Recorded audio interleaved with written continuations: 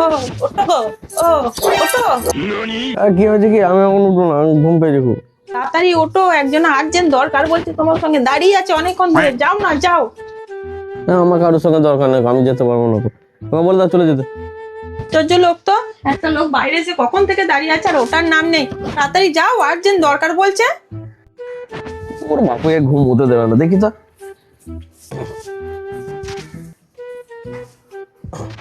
কে? বাবু একটা অর্ডার এসছে। কে অর্ডার করেছে? পাপিয়া সাহা। পাপিয়া সাহা নামে অর্ডার? পেমেন্ট হয়ে গেছে? না না, কত টাকা পেমেন্ট লাগবে? 16,000। হ্যাঁ? পাপিয়া,